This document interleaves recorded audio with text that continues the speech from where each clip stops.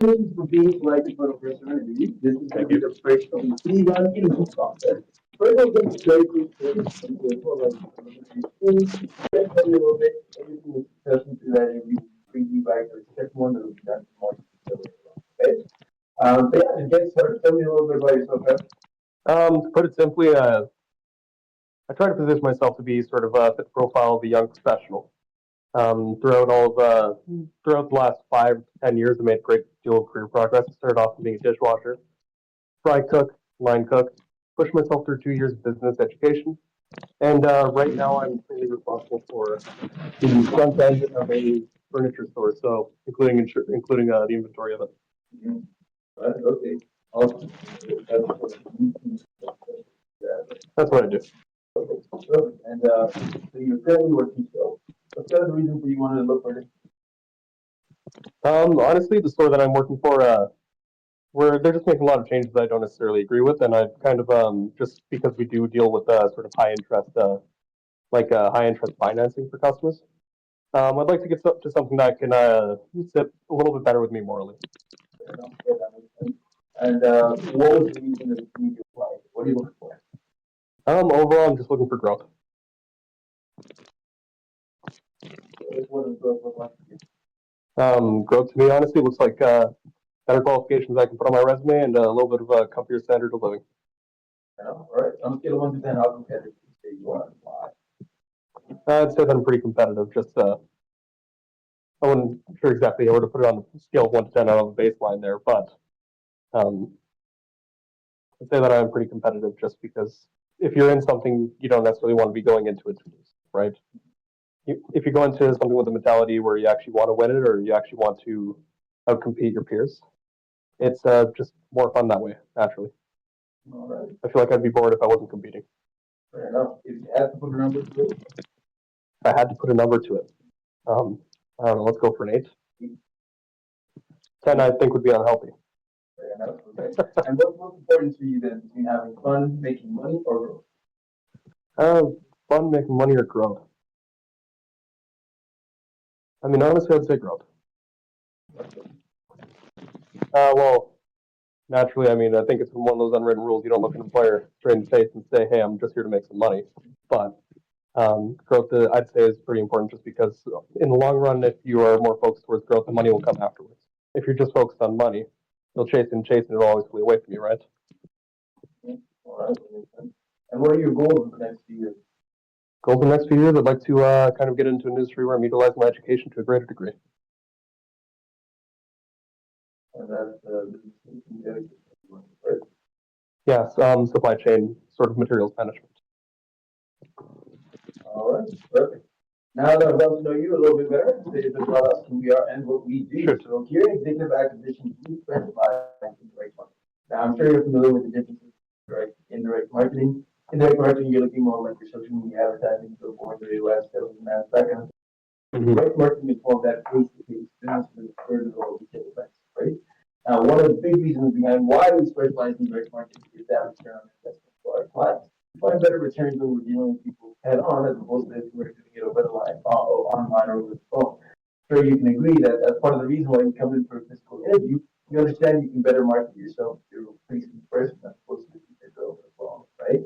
Now, as far as the clients we've worked with a variety of different clients over the years, like NASCAR, the one program, we're fresh, food service, even Breast Cancer Canada doing a little bit of fundraising for them. But right now, we're working with one of the fastest growing divisions of Rogers. Obviously, you heard of Rogers before. They recently just purchased Shaw for about $28 billion. So they're making for about $20 billion. And as far as our relationship with Rogers goes, we're the number one vendor for them in the entirety of Western Canada. And our goal is to help them continue to grow and expand. Now, what we're looking for in terms of people that we're bringing on board are people who will be managers. The idea here is that you don't push a team first for right?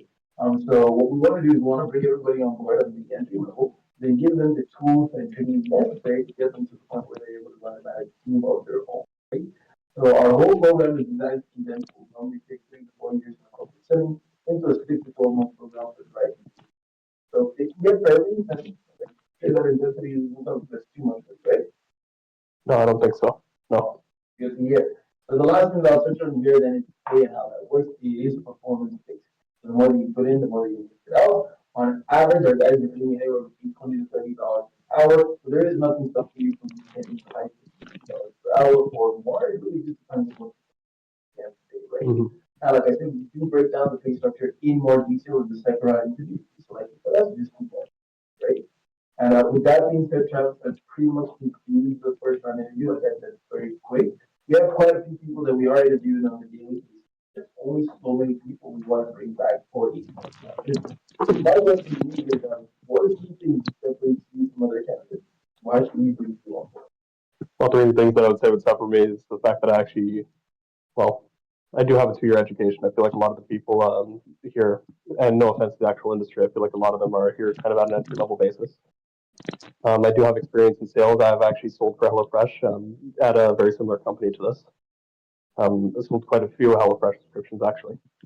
And I do have actual decent little bit of management experience, not necessarily with managing people, but assets and materials, certainly.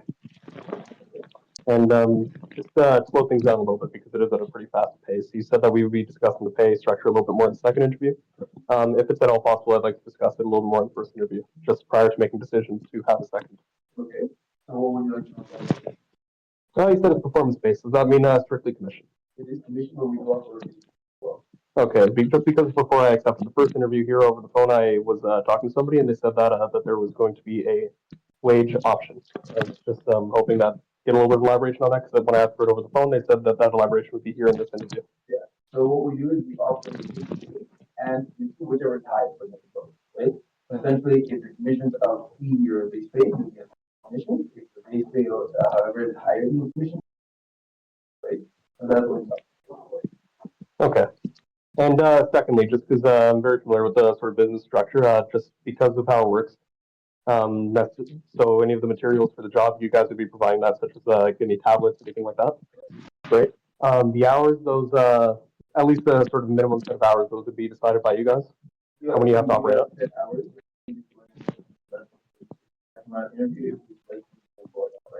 Okay, so as well as the exact where and what you're doing, as in where you're operating, exactly what type of job you're doing, type of standard of health, that's decided by you guys. Yeah. But essentially, Mark is going to be the one who's signing up. So at that point, if all those qualifications are being met, what stops somebody from working for you guys from being classified as an employee? If you were to hire somebody here, what stops them from being classified as an employee if all those criteria are being met? So the main thing is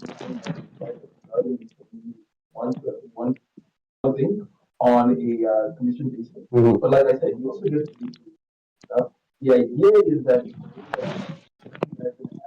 contractors are actually able to give you more of a from that. Mm-hmm. So we're not going to be deducting any of the taxes. We'll allow you to do that. That allows you to actually maximize the amount that you are taking. Mm-hmm. I'm just trying to keep it more of an open conversation, just because, like, to my awareness, if you are providing the equipment, telling them where and when to be, how many hours, etc. At that point, legally, somebody is an employee. Okay. They are not a contractor. So, how does that how do you guys make that differentiation? Well, again, that's where more detail in the second right? Okay. I'm thinking that, like I said, we want to bring you in back for the second interview. We can cover over all of that. And that make sense? That does make sense to me. For now, I think I'm going to pass. No problem. Nice to meet you, Travis. You have It was nice to meet you. Rest of your day. Thank you very much. Okay. You too.